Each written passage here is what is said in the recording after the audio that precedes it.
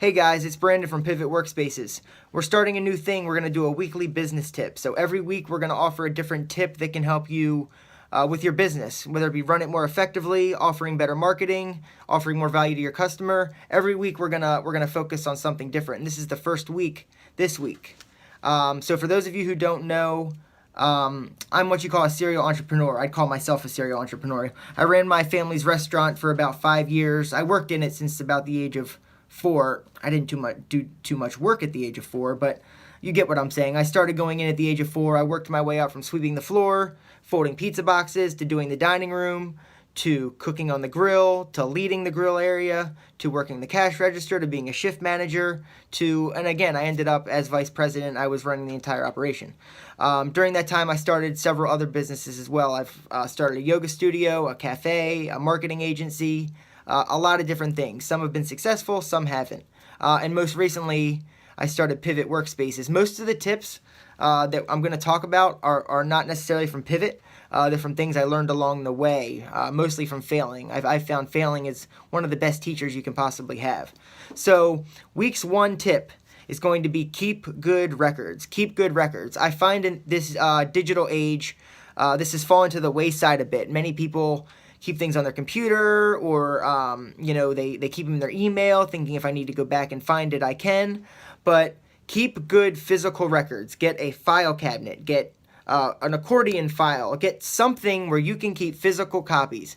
If you get an important report to your email, if payroll, financial reports from your bank, everything, file it away. Start different files for each vendor or each company you're working with. For example, we had M&T Bank back in the day, so we'd have an M&T main folder, and then within that main folder, we'd have our monthly statements, we'd have any deposit slips, receipts, things like that. In our vendors folder, for example, at the restaurant, we'd have Triple C, which was sold us paper products, Restaurant Depot, Giant, all the different vendors we have. So we'd have a main folder for vendors and then an individual manila folder for each individual vendor.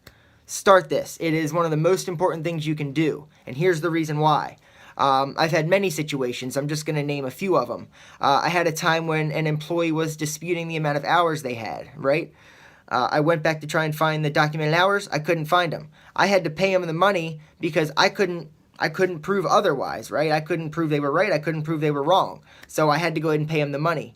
I've had a situation where we got a bill in the mail for something that I swore we had paid. I was 99% sure we had paid it.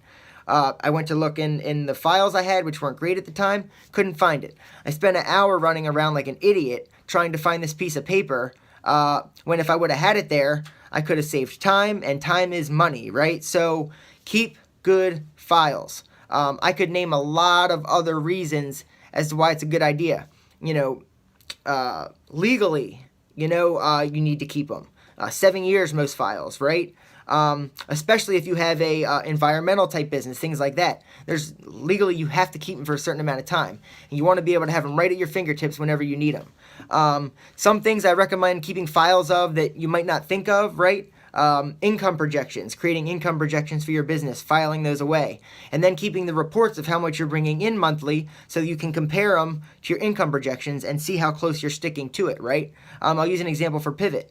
We keep files of every new member who joins. We keep info on them and all that stuff. So when it's their birthday, we can send them something or things like that, right? So tip number 1 for our new weekly business tips is keep good files.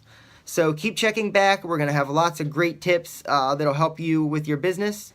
And yeah, signing out. Thanks.